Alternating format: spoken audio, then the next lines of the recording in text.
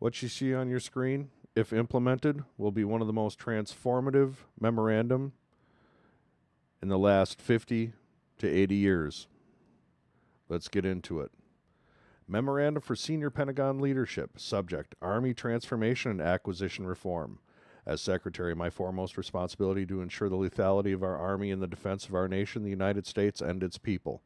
We're going to skip past the first couple paragraphs and we're going to get right into it.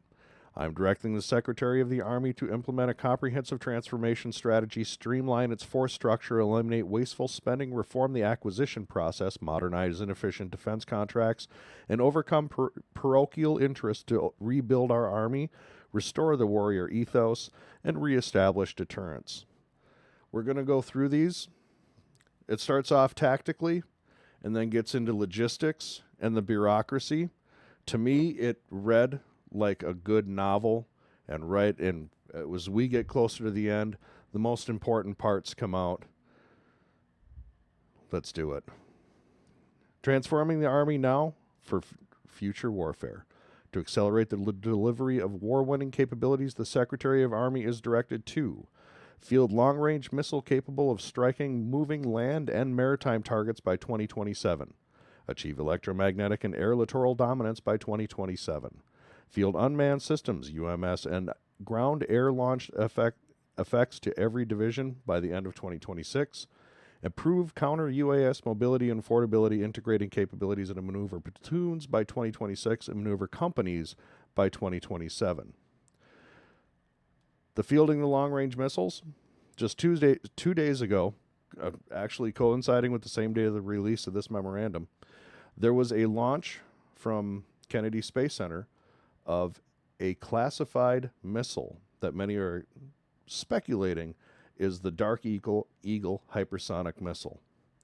Now, they're not releasing any information on that, but speculation is abound because that missile is pretty much about to go into the field right now. Continuing. Enable AI-driven command and control at theater, corps, and division headquarters by 2027.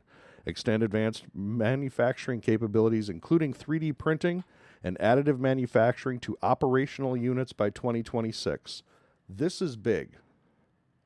The ability of units to literally manufacture their own spare parts in the field using just additives. Instead of having to get that specific part requisitioned through supply, you just print it right there in the field.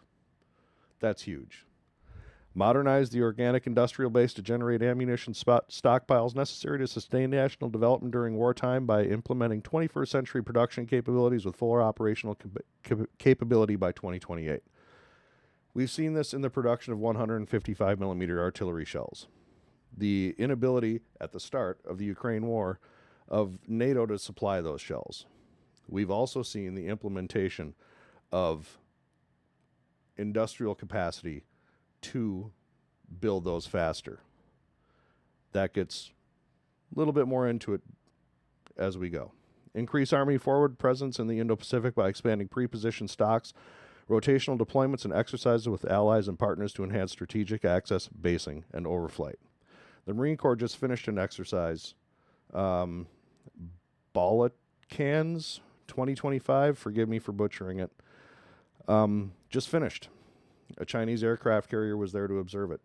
Eliminating wasteful programs and outdated equipment to maximize efficiency, accelerate modernization, and pay for Army transformation within existing resources. The Army shall, in accordance with applicable law and policy, end procurement of obsolete systems and cancel or scale back ineffective redundant programs, including manned aircraft, excess ground vehicles, i.e. Humvees, and outdated UAVs.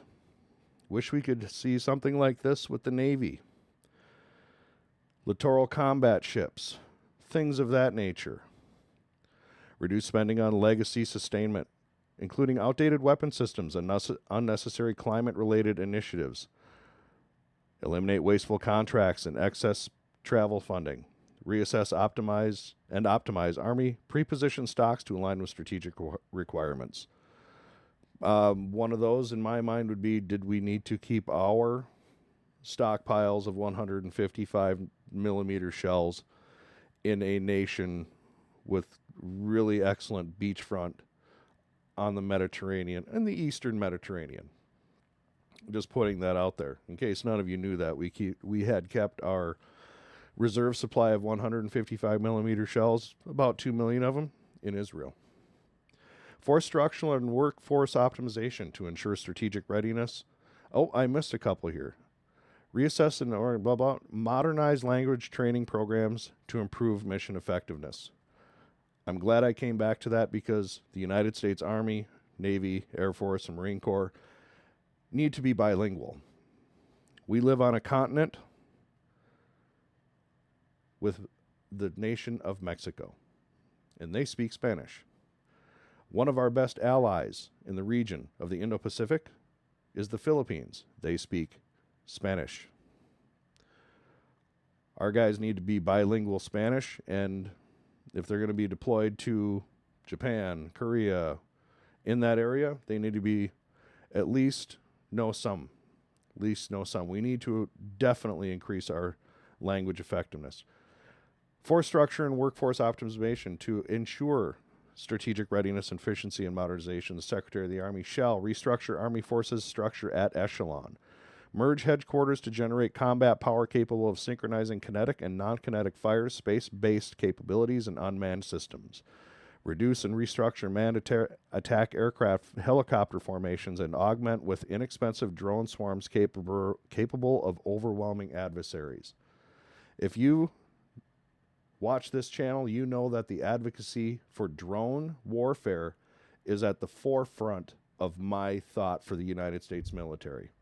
If you have seen anything from the Ukraine war that you know drones are the future of warfare. They are.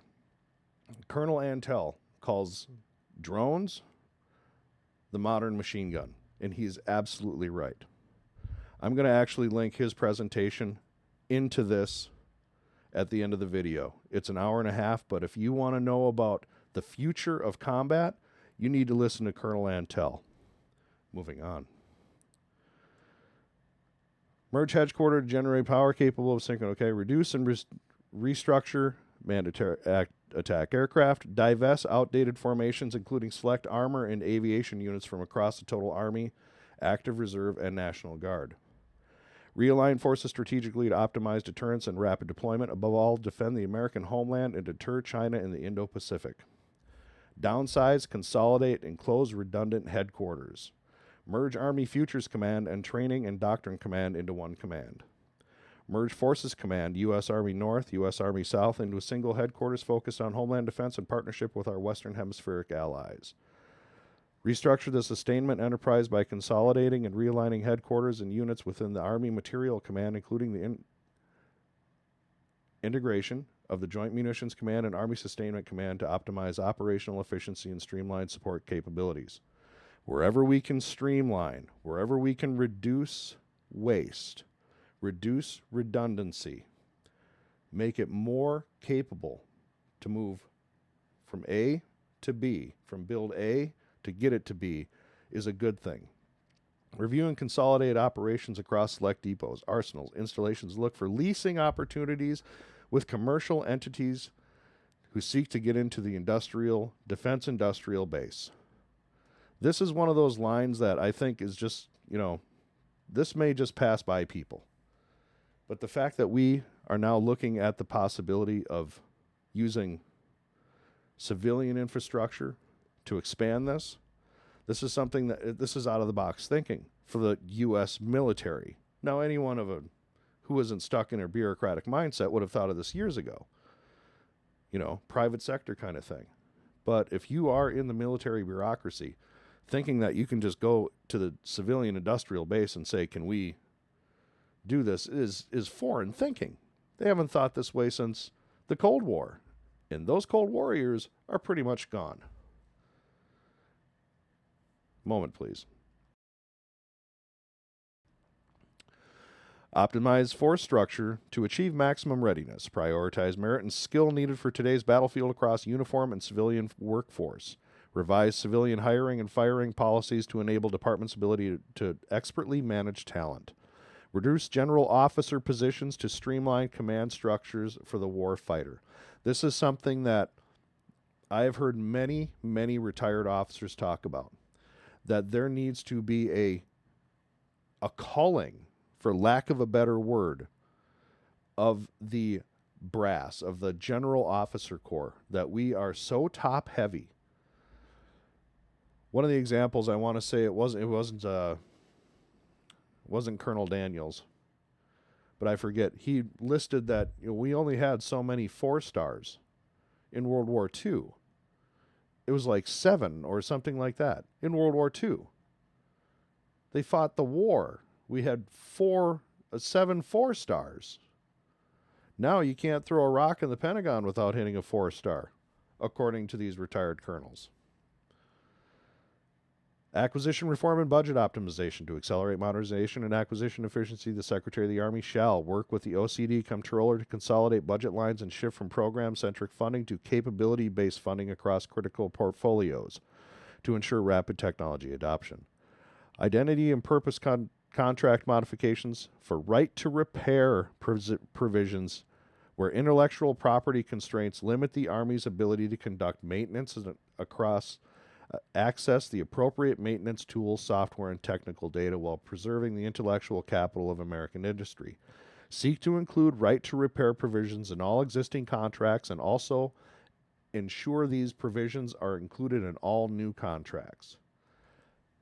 We have ships that we have the inability for our sailors to work on, that only contractors can work on. I know that for a fact because that was a huge issue regards to Littoral Combat Ship and its many failures.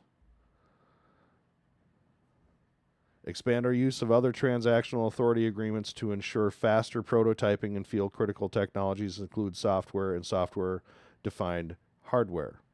Reform contracting processes to improve efficiency. Implement performance-based contract to reduce waste. A performance-based contract would probably have our frigate in the water. The Constellation-class frigate, which is supposed to have been in the water in 2025, first put on paper in 2021, is now delayed until 2029. And if you had a performance-based contract and they're delaying until 2029, we're getting our frigate for free, baby. But as it stands now, it's over budget and 3 years behind. Now, granted, that's the Navy. But I want to see this document sent to the Navy, the Air Force, the Coast Guard, the Marine Corps, and the Space Force. Expand multi-year procurement agreements when cost-effective. As the Army prepares to celebrate its 250th birthday, our nation requires her Army to move further, faster, fight harder than any other force on earth. The President and I will not let this nation down. This document is transformative. You may not see it so much when you witness the Army itself in the field, practicing at their bases here in the United States, but their procurement, their ability to sustain themselves logistically in this document is transformative. For them to be able to print the parts in the field, that's huge. That's huge. That's just one example in this. The right to repair. Our sailors should be able to repair the friggin' ship they're sailing on. You know? To reduce the general officer corps. Do you need 10 guys to do one job? Why does it have to pass through 7 offices? This is the kind of document that when you get into the nuts and bolts, if it is implemented, and that's a big if, there was bureaucratic pushback in the last version of this administration. Will there be this time too? Because we are talking about the elimination of a lot of jobs here. A lot of military jobs and possibly civilian jobs. But we're also looking at the expansion into the commercial sector of the military industrial complex, the way it was back in the Cold War, where you had multiple contractors instead of just the big five. And it is the big five now. This is a good thing. Again, this is a transformative document, in my opinion. It is just a memorandum, but many memorandum have led to transformation. And I do believe that this is one of them. I would like to see something very similar to this, like I said just moments ago, for the Navy, the Air Force, the Marine Corps, the Coast Guard, and the Space Force. This is the kind of thing that the Secretary of Defense has to do. You have to go in there sometimes and you have to cut the fat, cut that red tape. As you can see, this is a government document. I am going to make sure to link it in the description. I think this is fantastic. If you like the video, hit like, subscribe, share it with a friend. Let them know the Army is about to transform, and transform in a lot of good ways, if it's allowed to do so.